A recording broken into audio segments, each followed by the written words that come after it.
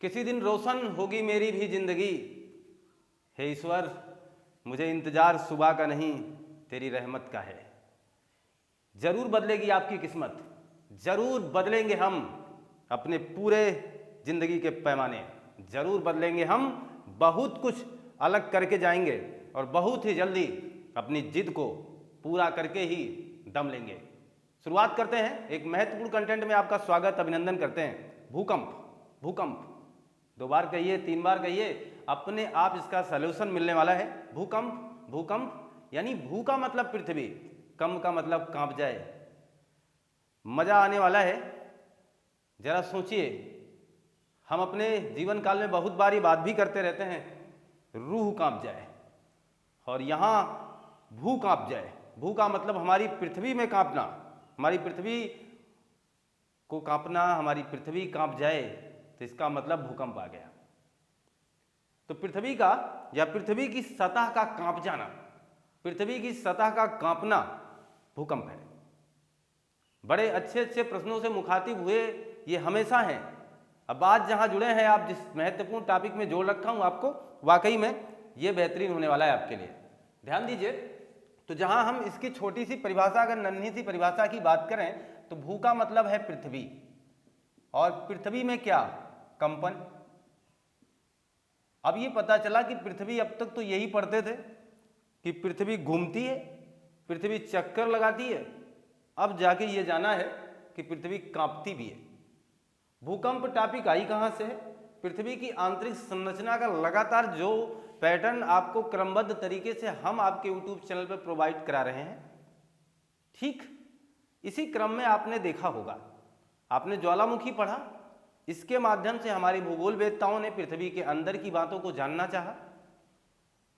हमने भूकंप के बारे में जाना, तो इसके माध्यम से हमारे भूगोल वेत्ताओं ने हमें पृथ्वी के महत्वपूर्ण तथ्यों को या पृथ्वी की आंतरिक संरचना के बारे में बहुत कुछ जानकारी प्रोवाइड कराना चाहा। और ये जानकारी हमारे लिए खास क्यों है? भाई, हम तो नॉर्मल जिंदगी जीने आए हैं, जी के चले जाएंगे, क्या मसला है? इसकी ज़रूरत क्या है हमें? ज़रूरत यह है कि आपकी पहचान तब बनेगी जब आप अपनी पहचान बनाने के लिए तैयार होंगे। और ये ऐसे महत्वपूर्ण लम्हे हैं, ये महत्वपूर्ण तथ्य हैं जो आपकी पहचान दिला सकते हैं इस समाज में। आप अनवरत रूप से, आपके जो एग्जामिनर हैं, आपकी जो परीक्षा है, आप जिसके लिए तैयार हैं, आप जिस लक्ष्य की पूर्ति करना चाहते हैं, जिस लक्ष्य की प्राप्ति करना चाहते हैं, हकीकत है ये इनसे, वो रास्ता इनसे होकर गुजरता है। तो हम लोग इसी रास्ते पर बने रहेंगे और बहुत ही महत्वपूर्ण कंटेंट में आपका बार बार मैं स्वागत कर रहा हूं। जाग जाइए और बेहतरीन ढंग से जुड़ने का प्रयास करिए, एकाग्रचित हो जाइए। तो आपकी पृथ्वी कांप गई है, पृथ्वी का कांपना भूकंप है। मेरे दोस्तों, मेरे साथियों, पूरी बात समझते रहिएगा, बहुत कुछ आने वाला है आपके स्क्रीन पर। पृथ्वी का कांपना भूकंप है। जहां सागर है, जहां बृहद जलाशय है, उसके नीचे भी धरातल है, ये तो क्लियर बात है। जहां बृहद जलाशय है, उसके नीचे भी धरातल है। आपको पता है कि पृथ्वी का सबसे ऊंचा स्थान अगर एवरेस्ट है, तो पृथ्वी का सबसे निचला स्थान मेरियाना ट्रेंच है। कोई बात नहीं, एक जल की बात करता है, एक धरातल के उठे हुए हिस्से की बात करता है। जो गहरा है उसकी गहराई बढ़ती जा रही, जो ऊंचा है उसकी ऊंचाई बढ़ती जा रही है। जब हम छोटे थे तब हमने पढ़ा था 8,848 मीटर ऊंचा है हमारा हिमालय, और अब आप पढ़ रहे हैं 8,850 मीटर है ऊंचा है आपका हिमालय। 10 साल सब्र कर लीजिए, आपके सामने लिख करके आएगा 8,852 मीटर ऊंचा है हिमालय। ऐसा क्यों? ऐसा इसलिए क्योंकि लगातार प्लेटें टकरा रही हैं, और जिसकी वजह से धरातल का वह हिस्सा ऊपर उठ रहा है। नीचे से, जिसे हम कह सकते हैं पृथ्वी का आंतरिक बल, लगातार फोर्स कर रहा है। यहां तक की बातें क्लियर है? गहराई हो या ऊंचाई हो, लगातार बढ़ेगी। बात को ध्यान दें, मेरे कहने का तात्पर्य यह हुआ कि पृथ्वी हमारी कांप रही है, तो क्यों कांप रही है? ये मान के चलें, ये आकलन होता है कि ये मान के चलें ये जल वाला हिस्सा है और ये धरातल वाला हिस्सा है। फिगर से आप बहुत कुछ समझ सकते हैं। और हमारी जो भूपट्टी है, इसकी ऊंचाई कुछ इस तरीके से मान ली जाती है कि लगभग 100 किलोमीटर के आसपास, 100 किलोमीटर। यहाँ तक तो हमारा धरातल है, और गहराई आपने कितनी अधिकतम मापी है, तो 11 किलोमीटर की। तो बहुत ज़्यादा तो आप गए ही नहीं हैं, 100 किलोमीटर है यहाँ तक की गहराई हो सकती है आपके धरातल की, आपकी भूपट्टी की। तो होता क्या है कि जो 100 किलोमीटर का हमारा भूपट्टी वाला मामला है, ये हिल जाता है, ये कांप जाता है। यहाँ पर बैठे हुए लोग, यहाँ पर बैठे हुए लोग जो भी बैठ जाएं, लीजिए मान लीजिए यहाँ पोली को बना दिया है, अब इस पोली को लगेगा झटका, तो पोली भी कंप जाएगी। झटका भयानक होगा ना तो पोली गिर जाएगी, झटका और भयानक होगा तो बहुत दिक्कत में आ जाएगी। यानी ये मतलब समझ रहे हैं हमारी बात। यानी ये कंपन स्लो हो सकता है, ये कंपन तेज हो सकता है, पृथ्वी तेज से कांप सकती है, पृथ्वी धीरे धीरे कांप सकती है। अजीब सा सॉल्यूशन इसका है। ध्यान दीजिए, अब काम क्या करना है, मैं आपको पौराणिक कथाओं से भी जोड़ता रहूंगा, हर बातों को आपके सामने शेयर करता रहूंगा। इसको बहुत ही अच्छे ढंग से मनोवेग से समझने का प्रयास करें। तो अगर ये जो समुद्र वाला हिस्सा है यहां कपे तो पोली हिल गई, यहां कपा तो क्या हिला, अजीब है, यहां भी तो धरातल है, यहां कपा तो क्या हिला, यहां कपा तो पोली हिली, यानी हम हिले। यहां कपा तो क्या हिला, इतना बता दो। जलाशय के अंदर धरातल कपा तो क्या हिला, अगर जलाशय के अंदर कप जाएगा तो यहां पर भी बहुत कुछ बिगड़ जाएगा, लहरें आ जाएंगी, सुनामी आ जाएगा। क्लियर है बात ना, लहरें भयानक रूप धारण कर लेंगी, सुनामी आ जाएगी, तबाही मच जाएगी, जगह जगह लाशों का अंबार बिखर जाएगा, बहुत कुछ अलग हो जाएगा। ध्यान दीजिएगा, यहां जब हिल जाएगा तो इसे कहा जाता है समुद्री कंपन। आपका एग्जामिनर बहुत है चालाक, वो आपसे क्वेश्चन इस तरीके से करेगा, विकल्प तैयार करेगा कि समुद्र के सतह पर आने वाले कंपन को क्या कहा जाता है। विकल्प नंबर 1 समुद्री कंपन, विकल्प नंबर 2 महासागरीय कंपन, विकल्प नंबर 3 सुनामी। और ज्यादातर लोगों के जुबान पर आ जाएगी यही नामी, और वो सुनामी को ही टिक करने वाले हैं, जबकि सुनामी कंपन नहीं है, सुनामी समुद्री कंपन का परिणाम है, रिजल्ट है। ध्यान देना, हर बात को शेयर होना है आपके साथ। सुनामी परिणाम है, रिजल्ट है किसका, समुद्री कंपन का। धरातल पर जो भूकंप आएगा, धरातल अगर धरा कंपेगी उसे भूकंप कहा जाएगा। समुद्र के अंदर वाला अगर हिस्सा कब जाएगा, समुद्र के धरातल कब जाएंगे, उसे समुद्री कंपन कहा जाएगा। क्लियर है मसला, बातें क्लियर है। अब समझें आप जरा, यहां तक कि जब बात क्लियर हो चुकी है तो हम भूकंप में क्या क्या पढ़ने वाले हैं। तो हम पढ़ने वाले हैं परोपकार। परोपकार का मतलब हुआ पा से परिचय, उ से उत्पत्ति, और उपकार हमने बोला है तो हम पढ़ेंगे प्रकार, प्रकार हमने बोला है तो हम पढ़ेंगे इसकी तरंगों के बारे में, हम इसका वितरण पढ़ेंगे और हम इसका प्रभाव पढ़ेंगे।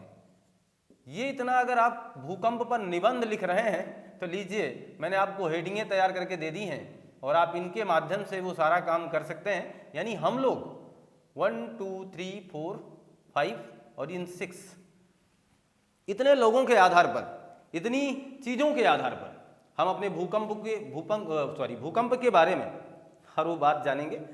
परिचय, उत्पत्ति, प्रकार, तरंग, यानी इसका परिचय क्या है। परिचय तो मैंने दे दिया है आपको, बहुत कुछ खासा दे दिया है, मैंने इनको हिला दिया है, ये पूरी तरीके से हिल रही हैं, और मैंने यहाँ बैठे हुए नील होयल को भी चकमा दे दिया है। परिचय तो हो गया, भूकंप करेगा क्या, और कितना परिचय लेना चाहते हैं इनसे आप। इनका तो परिचय हो गया, आपके साथ पूरा मामला शेयर है। इनके उत्पत्ति की बात करूंगा, इनके प्रकारों की बात करूंगा, इनके तरंगों की बात करूंगा, इनके वितरण की बात करूंगा, इनके प्रभावों की बात करूंगा। आपका जो ये चैनल है, आपकी जो एक कक्षाएं संचालित हैं, आपको समय देना होगा। पहली बात, अगर आप किसी चीज को बहुत ही बेहतर लेना चाहते हैं, लाइकली नहीं लेना है, अगर आप उसके तह तक जाना चाहते हैं, संपूर्ण जानकारी हासिल करना चाहते हैं, तो आपको पूरे मनोवेग से जुड़ करके समय खर्च करने की आवश्यकता है। मैं इसके 10 पार्ट लाऊं, कोई लेना देना नहीं है, आपको ये सोचना चाहिए कि मुझे कितना मिल रहा है। ध्यान दें, आगे हम बात करेंगे अब यहां तक कि जहां हम इनके परिचय की बात अब क्रम से करने वाले हैं, तो आपको क्लियर बता दिया मैंने कि भू का कंपना यानी पृथ्वी का कांपना, भूकंप क्या है, ये भूकंप है। समुद्र की सतह का कंपन, समुद्री सतह का कंपन, सतह का कांपना क्या है, समुद्री कंपन है। तो परिचय की बात कर रहा हूं, परिचय दे रहा हूं। हमारी पौराणिक कथाओं में क्या कहा गया, पौराणिक कथाओं में, हमारी पौराणिक कथाओं में भूकंप के देवता का नाम, भूकंप के देवता का नाम देखना कितना प्यारा है, लौकी। लौकी जानते हैं, आज का आदमी लौकियों की सब्जी बना के खा जाता है कि नहीं, ये डरावने थे देवता थे लौकी मां से। तो पौराणिक कथाओं में भूकंप के देवता लौकी थे। ग्रीक वालों ने नेपच्यून को भूकंप का देवता माना था। सारे प्रश्न इंपॉर्टेंट हैं, गिला शिकवा दूर कर लीजिए। ग्रीक वालों ने, या ग्रीक लिख दे रहा हूं समझ जाएंगे, ग्रीक ने नेपच्यून को भूकंप का देवता माना। ठीक, पौराणिक कथाओं में लिखा गया है कि सौंदर्य, एक देवता थे सौंदर्य एवं प्रकाश के, जिनका नाम था ब्लेडर। प्रकाश के देवता का नाम था ब्लेडर, ये देवता थे। लौकी और ब्लेडर में हो जाता है युद्ध। अजीब है, क्या क्या बता रहे हैं हम आपको, आपने सोचा ही नहीं होगा क्या क्या मिलेगा हमें। लौकी और ब्लेडर में हो जाता है युद्ध। लौकी खतरनाक था, हल्के में मत लीजिएगा, किसी भी तथ्य को बहुत हल्के में लेना हमारी मूर्खता हो सकती है, और हर उस बात को बहुत भारी लेना वो भी मूर्खता है। तो लौकी और ब्लेडर में हुआ युद्ध, लौकी ने ब्लेडर को पराजित कर दिया, यानी सौंदर्य का देवता। भाई मैं तो मानूंगा यार, इनसे कौन जीत सकता बताना, कौन जीत लेगा, कुछ भी, लाख सुंदर हैं आप, लाख सजीले और शर्मीले हैं आप, अलौकिक सुंदरता से भरे हुए हैं आप, आपको परी कह दूं नाकाफी है। जाने दो, आपका बाप अभी बाकी है, भूकंप ये सारी सुंदरता को नष्ट कर सकता है। इतनी खतरनाक चीज है, कब किसको हिला देगा पता ही नहीं चलेगा। अलौकिक सुंदरता, बहुत ही विशाल घर आपका इस धरातल पर चमचमा रहा हो और भूकंप आ जाए, सब बेकार हो जाएगा, मिट्टी में मिल जाएगा, मिट्टी का बदन मिट्टी में चला जाएगा। ध्यान दें, तो लौकी ब्लेडर को हरा दिया, ये विश्वास होता और विश्वास होना भी चाहिए कि भूकंप के देवता ने ब्लेडर को हरा दिया। सारे देवता नाराज हो गए कि काम बहुत खतरनाक है, बहुत बुरा हो चुका है, लौकी को पकड़ लिया जाता है। और उस समय संभव भी था, आज के वैज्ञानिक तो मेरे हिसाब से नहीं पकड़ पाए हैं भूकंप को, केवल इसके पैमाने को, सिस्मोग्राफी नामक यंत्र को, रिएक्टर स्केल पैमाने से ये सारी बात जान रहे हैं, सिस्मोग्राफी यंत्र ला चुके हैं, लेकिन पकड़ नहीं पाए हैं। इनको पकड़ करके एक गुफा में बंद कर दिया जाता है और इनके ऊपर सांप का विष गिराया जाता है। तो जब ये विष गिरे, यहां भी देखना इनकी पत्नी आ गई इनके बीच में, इनकी पत्नी उस विष को इकट्ठा कर रही थी, इनके सर पे नहीं गिरने दे रही थी, ये सजा थी इनकी। लेकिन जब वो पात्र भर जाता था तब तो हटाना पड़ता ना इन्हें, तो जब वो पात्र हटाती तब विष इनके सिर पर गिरता लौकी के, और जब लौकी के सिर पर विष गिरता तो ये अपना सिर इधर उधर करते, इतने में धरा डोल जाया करती थी, पृथ्वी मचल जाया करती थी। तो ये काम था उस समय। ये पौराणिक कथाएं हमें बताती हैं, पौराणिक कथाओं की गाथा है, सारी बातें आपके सामने। मुझे लगता है आपको सब कुछ भाता भी है, इसलिए मैं हर चीज़ों को शेयर करना चाहता भी हूँ। तो मैंने ये सारी बात कर ली, यहाँ तक कि समुद्री कंपन किसे कहेंगे, सी क्वेक किसे बोलेंगे, तथा सौंदर्य एवं प्रकाश का देवता कौन था, इसका लौकी से क्या संबंध, ये पौराणिक गाथाएं हैं। तो हम सारी बातों को शेयर कर चुके हैं, परिचय प्राप्त हो चुका है। अब हम जहां इसके पूरे परिचय की बात कर चुके हैं, अब देखना जरा, अब हम सीधी सीधी बात अभी और भी कर लेंगे। अब अपने भूगोल पर आकर के यहाँ से इसका भौगोलिक वेत्ताओं के अनुसार दिए गए परिचय की संपूर्ण जानकारी हासिल करने का प्रयास करेंगे। आपका मैं थोड़ा सा एपिसोड पृथ्वी की आंतरिक संरचना पार्ट 1 देखने के लिए रिक्वेस्ट करूंगा, इसलिए क्योंकि आप उसे देखे होंगे तो कुछ बातें आपके मस्तिष्क में तुरंत आ जाएगी। मैं एक ऐसी संरचना बना दूं तो आपको तुरंत लगेगा जी सर मैंने इसे देखा है। जी हाँ, आप बिल्कुल देख चुके हैं। ये है 6371 किलोमीटर, जिसे हम अपनी पृथ्वी की त्रिज्या मान लेते हैं। क्लियर है? हमें कुछ इतना अभी आप बता चुके हैं कि 0 से लगा करके 100 किलोमीटर तक का दायरा हमारी भूपट्टी के अंतर्गत आएगा, जबकि भूपट्टी वाकई में 30 किलोमीटर तक शुद्ध मानी जाती है। 30 किलोमीटर तक। ये सारी बातों पर चर्चा हुई है। अगर इस बारे में बहुत कुछ जानना चाहते हैं तो इसका हमारी एपिसोड आपके YouTube चैनल पर प्रसारित किया जा चुका है। आप जा करके पृथ्वी की आंतरिक संरचना का पार्ट 1 का वीडियो देखिए, वहां मिल जाएगा आपको।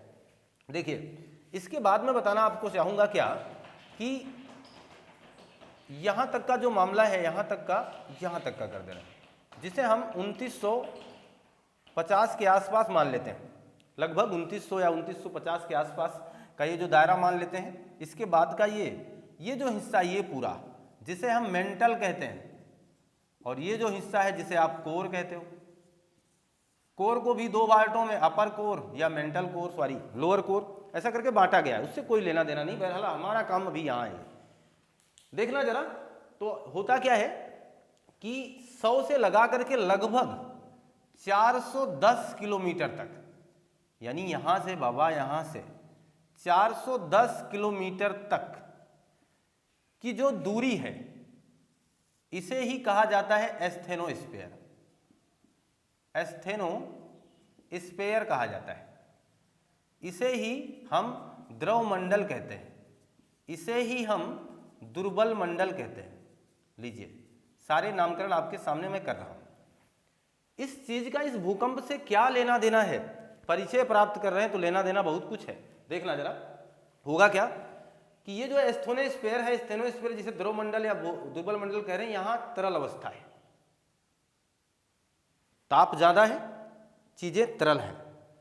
और यहीं से देखना एक विशेष प्रकार की ऊर्जा, जिसे हम भूकंप की ऊर्जा कहेंगे। ध्यान देना, भूकंप ऊर्जा किसे कहा जाता है, तो मैं बता दूं आपको, भूकंप ऊर्जा का नाम है प्रत्यास्थ ऊर्जा। भूकंप ऊर्जा का क्या नाम है? प्रत्यास्थ ऊर्जा। कभी पूछा जाए तो बताइएगा। तो जहां तापमान ज्यादा है वहां पर प्रत्यास्थ ऊर्जा का जन्म होता है या प्रत्यास्थ ऊर्जा बनती है। इतनी बात क्लियर है? मैंने आपसे बार बार कहा कि पृथ्वी 2 प्रकार के बल लगाती है, एक आंतरिक बल और एक बाह्य बल। आपने देखा है पृथ्वी के अंदर जो ऊष्मा थी ज्वालामुखी के माध्यम से बाहर चली आई थी, इसीलिए उसे पृथ्वी का सुरक्षा कवच भी कहते हैं, पृथ्वी का सुरक्षा बाल भी कहते हैं। क्लियर है ना? तो ठीक वही काम यहाँ है। प्रत्यास्थ ऊर्जा किसे कहेंगे? भूकंप की एक ऊर्जा को प्रत्यास्थ ऊर्जा कहते हैं। ध्यान देना, जब प्रत्यास्थ ऊर्जा होगी तो ये एक विशेष प्रकार की तरंगों में बदल जाएगी, जिसे संवाहनीय तरंग कहेंगे। और इसी तरंग की खोज आर्थर होम्स नामक वैज्ञानिक ने की थी। आर्थर होम्स नामक वैज्ञानिक ने 1928-1929 के आसपास किया था। संवाहनीय तरंग की एक खास विशेषता है, ये केवल द्रवों में होगी, ठोस में नहीं हो सकती है। कितने प्रश्न आपके सामने आ गए। आप अगर मनोवेग से जुड़े हैं, देखना जरूरी नहीं है कि हर बातें आपके मन की हों, जरूरी यह है कि कुछ बातें मेरे भी मन की हों जो आप तक पहुंचे। देखना, मैंने दुर्बल मंडल की बात की, मैंने कहा यहां तरल पदार्थ है, यहां तापमान ज्यादा है। जो 100 से लगा के 410 किलोमीटर के आसपास का दायरा आपके फिगर में दर्शाया गया है, यहां एक विशेष प्रकार की ऊर्जा बनेगी जिसे हम प्रत्यास्थ ऊर्जा कहेंगे। इसी प्रत्यास्थ ऊर्जा को भूकंप की ऊर्जा माना जाता है। इसी ऊर्जा ने संवाहनीय तरंग का रूप ले लिया। संवाहनीय तरंग केवल द्रवों में चल सकती है, ठोसों में नहीं होगी। संवाहनीय तरंग का रूप लिया। इस तरंग की खोज आर्थर होम्स नामक वैज्ञानिक ने की 1928 से 1929 में। सारी विशेषता आपके सामने। आगे बने रहे हमारे साथ। ध्यान दीजिएगा कि जहां से इन तरंगों का जन्म होगा ऐसा नहीं है यार, सीधी सीधी बात। ठहरे हुए पानी में कंकड़ न मार, ये भूकंप की सबसे बड़ी परिभाषा का बेहतरीन उदाहरण है। ठहरे हुए पानी में कंकड़ न मार। बाकी आप बहुत समझदार, मैं वहां नहीं बताने जा रहा हूं कि ठहरे हुए पानी में कंकड़ न मार, भूकंप आ जाएगा। गाना चेंज कर दिया हमने। अब जब उस पानी में, किसी तालाब में जहां पानी ठहरा हुआ, वहां आप कंकड़ फेंकिए, आप देखेंगे बहुत ही तेजी से तरंगे बनेंगी। इसे ही संवहनीय तरंग कहते हैं। क्लियर हो गई ये तो बात? ये तो हमने बार बार किया है बचपन में, ये बहुत कुछ खेला गया है इस तरीके की बातें तो बहुत की गई है। बहुत ही ठहरे हुए लोगों को बहुत ज़्यादा छेड़ा गया है और इसकी सज़ा शायद आदमी अब भोगता है। जो बचपन में शरारतें की उसका पूरा प्रतिशोध ये आपकी युवावस्था ले जाती है। होगा क्या देखना, तो कंकड़ मार दोगे तो तरंगे देखने से पता चलेंगी कि काफ़ी दूर तक तरंगे जाएंगी, लेकिन एक समय ऐसा आएगा कि वो लुप्त हो जाएंगी, है ना। लेकिन जहाँ से तरंगे उठ रही वहाँ उनका वेग बहुत ज़्यादा होता है, वहाँ उनके अंदर ऊर्जा बहुत ज़्यादा होती है कि नहीं होती है। तो इससे आप तुलना कर सकते हो तालाब से, तालाब में फेंके गए कंकड़ से और इसके बन रहे तरंगों से। कोई दिक्कत नहीं ये चीज़। और वही कंकड़ आप किसी पत्थर पर मार के देखो, कौन सी तरंग बनेगी? नहीं बन पाएगी ना। तो इसलिए समस्या है, इसलिए मैंने कहा ये द्रवों में होती है। तो इस तरंग ने, जब इस तरंग बनती है बहुत ही वेग से बनेगी, बहुत ही ज़्यादा ऊर्जा होगी। यहाँ मान लीजिए वो बन चुकी है, यहाँ पे कहाँ पर, ये जो केंद्र हमने दर्शा दिया इस जगह वो बन रही है, जिसे हाइपोसेंटर कहते हैं। लीजिए ये सारी बातें बहुत जरूरी हैं आपके लिए, यहाँ कोई भी बात मिस मत करना। भूकंप, इसका मतलब ये भूकंप का केंद्र है, यानी भूकंप जहाँ से बन रहा है उसे हाइपोसेंटर कहा जाता है। हाइपोसेंटर, या इसे भूकंप केंद्र कहा जाएगा, या इसे ही फोकस कहा जाएगा। ध्यान दीजिएगा, हाइपोसेंटर है ये, भूकंप का केंद्र है ये भूकंप का फोकस है ये। क्लियर? कहाँ?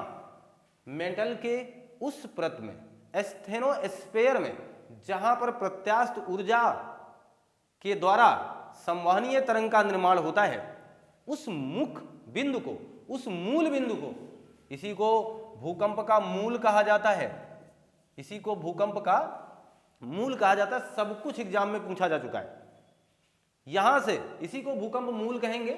यहां से तरंगें कुछ इधर जाएंगी, कुछ इधर जाएंगी, कुछ इधर जाएंगी, कुछ इधर आएंगी, ऐसे ऐसे करके निकल जाएंगे। क्लियर है ना? लेकिन आप देख पा रहे होंगे सबसे कम दूरी किसकी है? इसकी। बाकी तो थोड़ा सा दूरी बढ़ जाएगी। तो जब ज्यादा दूरी हो जाएगी तो आप बहुत ज्यादा समय में पहुंचेंगे। इसका मतलब ये हुआ कि आपकी तीव्रता में गिरावट आ जाएगी। आई कि नहीं आएगी? तो आपका उतना ज्यादा असर हमारी धरातल पर नहीं होगा, लेकिन जो सीधी आएगी ना, और जहां सीधी पहुंचेगी वहां इसका असर बहुत ज्यादा बनेगा। इसीलिए इसे, ये जो मामला है इसे कहा जाता है इपी सेंटर। इपी सेंटर या भूकंप का अधिकेंद्र। अधिकेंद्र का मतलब जैसे नेपाल का काठमांडू बना था अधिकेंद्र, तो जहां पर सेंटर होगा वहां बहुत कुछ बिखर जाएगा। झटके तो हमें भी महसूस हुए थे उस समय। हिल तो गया था यूपी भी, हिल तो गया था बिहार भी, लेकिन सबसे ज्यादा नुकसान किसे हुआ था? तो नेपाल को। आपको पता है, क्योंकि वहां वो सेंटर बन गया, इपी सेंटर। तो इपी सेंटर जहां होगा, जहां पर ये किरणें सीधा पहुंच जाएगी, ये तरंग सीधा पहुंच जाएगी, उस हिस्से को बहुत ज्यादा क्षतिग्रस्त कर सकती है, बहुत ही ज्यादा भयानक नुकसान दे सकती है। तो मैं आपको बता दूं कि भूकंप जहां से बनेगा, हाइपोसेंटर जहां महसूस कराएगा, उसे अधिकेंद्र कहेंगे। इसके अन्य विभिन्न नाम भी हैं। क्यों बनते हैं, संवहनीय तरंग क्या होती है, किसने खोज रखी है, सारी बातें आपके सामने है। संवहनीय तरंग आपके सामने एक तालाब का उदाहरण मैंने देकर के बताने का प्रयास किया। तो भूकंप का ये परिचय हो गया, और इस परिचय से आप बखूबी वाकिफ हो चुके हैं। आप इसका स्क्रीनशॉट लीजिए। तो चलो, ये परिचय हो गया आपका। अब हमें आपका दीदार करना है। अब क्लियर है, जहां हम भूकंप का परिचय पूरा प्राप्त कर चुके हैं, अब हम इसके महत्वपूर्ण हिस्से पर जाएंगे, उत्पत्ति पर। जो आपसे बताया हमने, बस उसी तरीके से आपका एक क्रमबद्ध सॉल्यूशन मिल रहा है। केवल आप मनोवेग से जुड़े रहें। उत्पत्ति दो प्रकार की है। इसमें क्या हम भी जिम्मेदार हैं? ये पहला विचार तो हमारा आना ही चाहिए, क्योंकि हमारी धरातल पर ऐसा कोई कार्य नहीं है, गलत या सही, जहां आदमी की जिम्मेवारी ना बनती हो। हम हर जगह इन्वॉल्व हैं, खाने में भी तो, पीने में तो, सोने में तो, अन्य अच्छे बुरे कार्यों में तो हम अपनी भूमिका जरूर अदा करते हैं, लाजवाब हैं हम। देखना, तो उत्पत्ति में 2 कारक हैं महत्वपूर्ण, 2 कारक, जिनमें पहला है प्राकृतिक। इसका मतलब जब हम प्राकृतिक नेचुरल कारक की, नेचुरल इफेक्ट की बात कर रहे हैं तो जरूर ह्यूमन का होगा, जरूर मानव इसमें इन्वॉल्व होगा। जी हाँ, बिल्कुल इन्वॉल्व है, लेकिन अभी हम पहले नेचुरल बात करते हैं। प्राकृतिक में पहला है, देखना, प्लेट विवर्तनिकी, प्लेट विवर्तनिकी सिद्धांत। और ये सिद्धांत एक व्यक्ति नहीं दे रहे हैं, कई लोग हैं, बहुत लोगों ने दिया। हैरी हेस ने दिया, मैकेंजी ने दिया, आर्थर होम्स ने दिया। अभी आर्थर होम्स की नाम हम पीछे भी ले चुके हैं, ध्यान देना, मैं लिख दे रहा हूं। जैसे अभी मैंने कहा मैकेंजी ने दिया और हैरी हेस ने दिया। हैरी हेस, सबके अपने अपने विचार रहे। और अभी एक नाम और लिया हमने, आर्थर होम्स ने, जिन्होंने संवहनीय तरंग की खोज की 1928-29 में लगाकर। देखना जरा, उस बात पर भी चर्चा हो चुकी है। तो इन लोगों के अपने अपने सिद्धांत रहे और हम सिद्धांतों से क्वेश्चन चुरा रहे हैं, अपनी पढ़ाई से जी नहीं चुरा रहे। सिद्धांतों से अब क्वेश्चन चुराएंगे और अपनी तैयारी पर पकड़ ज्यादा बनाएंगे। प्लेट विवर्तनिकी सिद्धांत, इसका मसला क्या था? इसका मसला था ये कि हमारा जो धरातल है, हमारी जो धरा है, वो एक प्लेट की भांति है।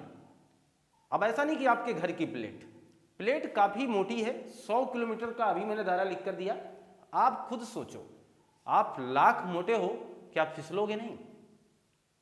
आप लाख पतले हो या मोटे हो, फिसलोगे तो जरूर। कहां? जहां सीड़न होगी, जहां फिसलन होगी, जहां जल होगा, जहां तेल होगा, ऐसा कुछ होगा कि नहीं होगा? फिसल जाएंगे आप उस जगह पर।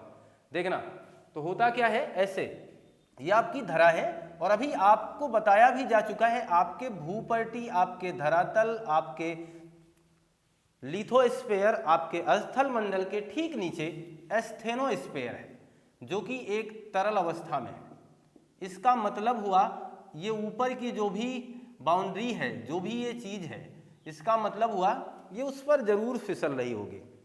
पृथ्वी गतिशील है, पृथ्वी परिभ्रमण परिक्रमण कर ही रही है, अतः गति तो है इसमें। तो प्लेटों का भी कहीं ना कहीं हिलना डुलना लगातार बना रहेगा, प्लेटें हिलेंगी। यही है प्लेट विवर्तनिकी का सिद्धांत। परंतु ये अलग अलग प्रारूपों में अलग अलग तरीके से पूछी गई, अलग तरीके से जानी गई। देखना, इसमें 2 विभिन्न प्रकार की गतियां, 2 क्या मैं 3 बताने वाला हूं, सबसे क्वेश्चन आपको बताने वाला हूं। जो प्लेट विवर्तनिकी सिद्धांत है, ये 3 प्रकार की गति, 3 प्रकार के बल कह सकते हैं, इन पर समाहित है। एक है अभिसारी गति, अभिसारी, और एक है अपसारी, ध्यान देना। और एक है, एक अभिसारी होगी, एक अपसारी हो गई। इसमें क्लियरिटी ये होनी चाहिए कि अभी का मतलब क्या और अप का मतलब क्या। एक संरक्षी होती है, वो तो अभी उस पर बात होगी। अभिसारी, अपसारी, और एक है संरक्षी। क्लियर है? संरक्षी गति, मैं गति लिख दे रहा हूं, आप नहीं तो फिर कंफ्यूज हो। अभिसारी गति, अपसारी गति, और हमने क्या बात की, संरक्षी गति। ये जो अभिसारी गति है, इसका मतलब हुआ, देखना, 2 प्लेटों का, मैं ऐसा कुछ करके दिखा रहा हूं आपको, 2 प्लेटों का, यानी ये 2 प्लेटें हैं, ये दोनों प्लेटों का पास आना, यहां लिख दे रहा हूं पास, इसका मतलब हुआ अभिसारी है। ये 2 प्लेटें हैं, इन दोनों प्लेटों का दूर जाना, ये अपसारी है। और प्लेटों का देखना, यहां प्लेटों का ऊपर नीचे होना, ऊपर नीचे होना बड़ी बेहतरीन बात होगी, अब कोई दिक्कत नहीं है। प्लेटें हैं, प्लेटों का पास आना अभिसारी है, प्लेटों का दूर जाना अपसारी है। फिर से समझें, प्लेटों का पास आना अभिसारी है, प्लेटों का दूर जाना अपसारी है। क्वेश्चन बनेगा क्या? जी हाँ, बिल्कुल। जब प्लेटें पास आएंगी और तेजी से टकरा जाएंगी, देखना जरा, जब प्लेटें पास आएंगी, तेजी से टकरा जाएंगी, तो ऐसे कुछ हो जाएगा। अचानक इस अवस्था में टकराना, धरातल को ऐसे बना देना, बलित पर्वत बन जाएगा। आपका हिमालय कुछ इसी तरीके से बना है, इसीलिए इसकी ऊंचाई लगातार बढ़ रही है। क्लियर होगी बात ना? तो बलित पर्वत का निर्माण किससे हो जाएगा? अभिसारी गतियों से। तो आप सारी बातों को ध्यान देते रहे। बन गया क्या, बलित पर्वत बन गया। अब कोई बात नहीं कि बलित पर्वत का एक ही उदाहरण है केवल हिमालय, और भी है। अपसारी का मतलब प्लेटों का दूर जाना। जब प्लेटें ऐसे होंगी और अचानक दूरी बनाएंगी तो बीच से तो कुछ निकल आएगा ना। क्या निकल आएगा, लावा, जो पहले कभी मैग्मा था, और इसका मतलब ज्वालामुखी हो सकता है यहाँ। क्लियर है। हम पढ़ रहे हैं भूकंप के कंडीशन, जान रहे हैं चीजों से जुड़ी हुई महत्वपूर्ण बातों के बारे में। देखना, इसे हम संपीड़न बल कहेंगे। संपीड़न बल क्या क्या एक साथ बता रहा हूं, देखना जरा। इसे हम कहेंगे तनाव मूलक बल, तनाव मूलक बल, और इसे हम नाम देंगे संरक्षी बल। कोई बात नहीं। यहां का एक उदाहरण अभी आपको पेश कर रहा हूं, देखना। जो अभिसारी गति में जो बल काम करेगा उसे किस नाम से जानेंगे, संपीड़न के नाम से। जो अपसारी गति में बल काम करेगा उसे तनाव मूलक के नाम से जानेंगे। कितना आसान है याद करना यार। संपीड़न यानी पास चले आ रहे हैं, फिसलते फिसलते वो करीब चले आ रहे हैं, 2-4 कदम चलते चलते वो आगे पहुंचने वाले हैं। और अपसारी का मतलब यहां तनाव मूलक, यानी तनाव से दूर करेगा, प्लेटें भगेंगी दूर दूर, है ना। तो तनाव होगा, प्लेटें भग रही हैं, दूर जा रही हैं, इसलिए इसे तनाव मूलक बल कहेंगे। और ये देखिए संरक्षी जो लिखा है, संरक्षी गति, इसका एक उदाहरण मैं आपको कैलिफोर्निया ले चलता हूं। कैलिफोर्निया का एक स्थान है जिसे कहा जाता है सेंट एंड्रियाज भ्रंश। इसकी एक मूवी भी बनी हुई है, आप इसे देख सकते हैं, हॉलीवुड मूवी है। बहुत ही खतरनाक दृश्य इसमें फिल्माए गए हैं। सेंट एंड्रियाज जो भ्रंश है कैलिफोर्निया में, वो इसी संरक्षी गति का उदाहरण है, इसी संरक्षी प्लेट का उदाहरण है। जहां संरक्षी गति होगा उसको अलग अलग नाम से जान भी सकते हैं, अभिसारी प्लेटें, अपसारी प्लेटें, संरक्षी प्लेटें, कोई दिक्कत नहीं, इस तरीके से हो जाते हैं, नामकरण हो जाते हैं। तो जो संरक्षी प्लेटें हैं, इसकी वजह से कैलिफोर्निया का एक बहुत बड़ा भ्रंश बना है, जो कि विश्व का सबसे बड़ा भ्रंश है, विश्व का सबसे बड़ा भ्रंश है। ध्यान दीजिए। अब होगा क्या जब ऐसा हो गया, क्लियर है। जब कुछ इस तरीके से बिगड़ गया मामला तो पक्की बात है भूकंप आएंगे। और भूकंप आएंगे जब पृथ्वी में इस तरीके से आप आमूल परिवर्तन होते हुए देखेंगे, जिसकी कल्पना आपने अपने मन में नहीं की थी, ऐसा होगा तो बहुत कुछ बिगड़ेगा। तो हम लोगों ने देखा कि प्लेट विवर्तन की सिद्धांत इन 3 प्रकार की महत्वपूर्ण गतियों पर आधारित है, एक अभिसारी, एक अपसारी, एक संरक्षी। अभिसारी गति का संबंध संपीड़न बल से है, अपसारी गति का संबंध तनाव मूलक से है, और संरक्षी जो गति है उसका उदाहरण मैंने आपके सामने रखने का भी प्रयास कर दिया है।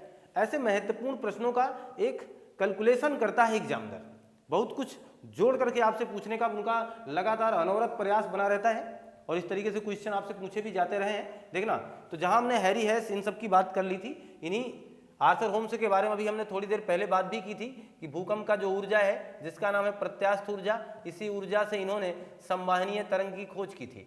1928 में संवाहनीय तरंग की क्या की थी, खोज की थी। तो सब अब भूगोलवेत्ता है, सब अपने अपने तरीके से अपने अपने व्यवहारों का प्रदर्शन करते हैं और सब अपनी जानकारी को आप तक शेयर करते हैं। और वो जानकारी जब हम लोग किताबों के माध्यम से प्राप्त करते हैं, फिर हम एक दूसरे को शेयर करते हैं तथा फिर किसी एग्जाम में पार्टिसिपेट करते हैं, और ये हमें नई जिंदगी देते हैं, बिल्कुल अलग है। और यहाँ सबसे क्वेश्चन हमारे एग्जामिनर हमसे पूछते भी रहे हैं, आप इसका स्क्रीनशॉट ले लीजिए।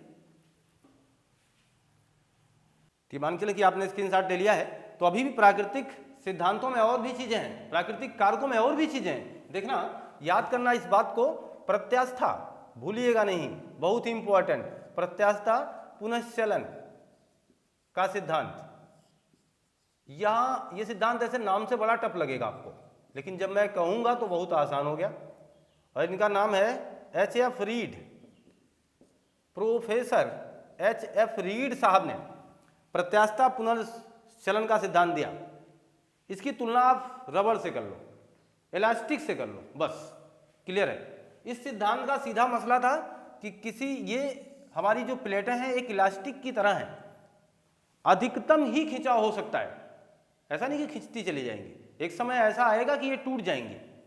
यानी जिस तरीके से आप किसी रबड़ को कितना खींच सकते हो, एक उसकी भी सीमा होगी, एक उसकी भी हद होगी, एक दिन वो टूट जाएगा। किसी को कितना दुखा सकते हो, एक दिन वो टूट जाएगा। तो हर चीज़ की एक सीमा है, ऐसे आप उसको खींचेंगे और एक अवस्था ऐसी होगी कि वो टूट जाएगा। इसी को कहा गया प्रत्यास्थता पुनश्चरण सिद्धांत। यानी आप इसकी तुलना आप इलास्टिक से कर सकते हैं, आप इसकी तुलना एक रबड़ से कर सकते हैं, दिमाग में सेट कर सकते हैं।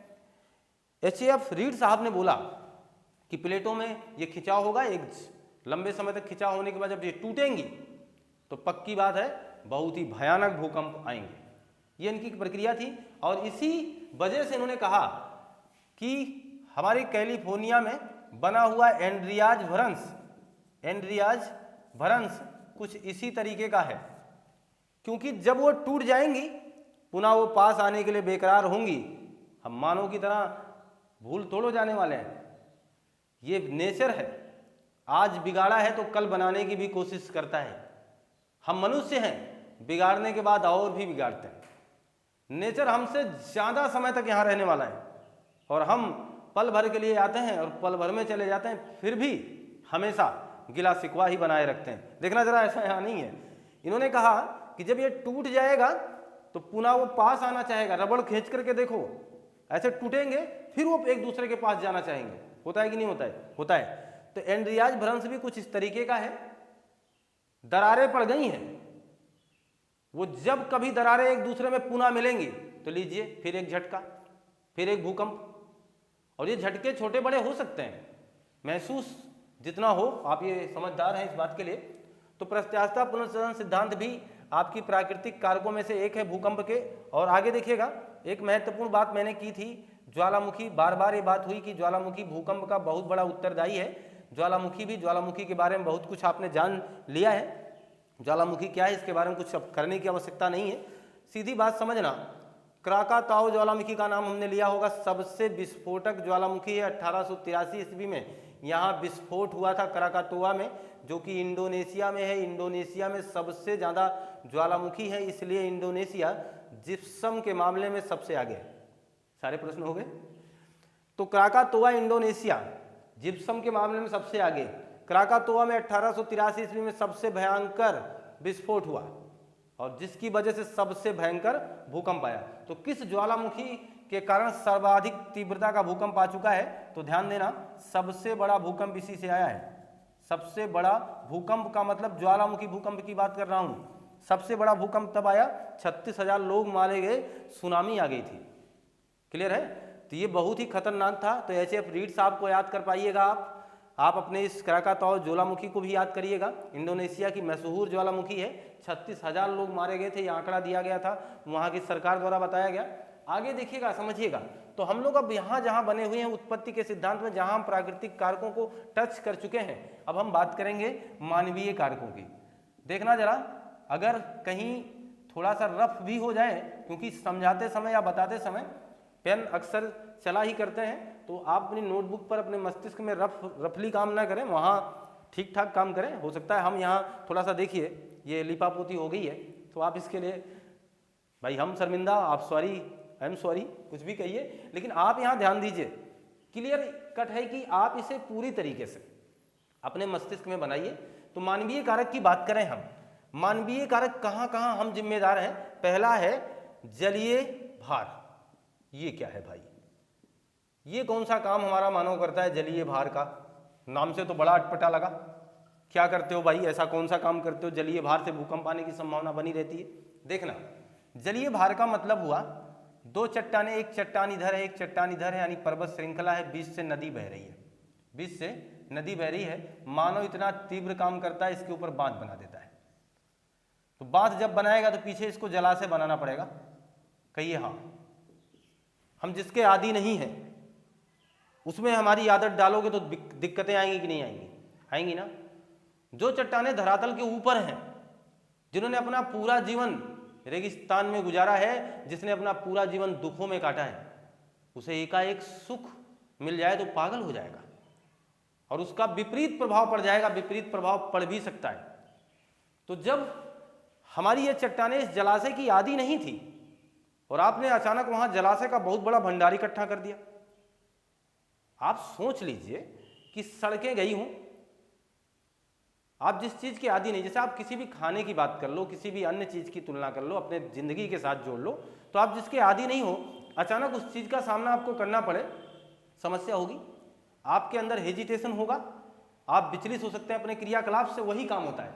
तो जलाशय बनता है और जिसकी चट्टानें आदि नहीं थी, उन चट्टानों में जल रिस रिस कर जाता है, चट्टानों में फिसलन होने लगता है, जिसकी वजह से जब चट्टानें खिसक जाएंगी, वही तो है प्लेट विवर्तन की, चट्टानें खिसक जाएंगी तो कंपन महसूस हो जाएगा, कंपन हो जाएगा।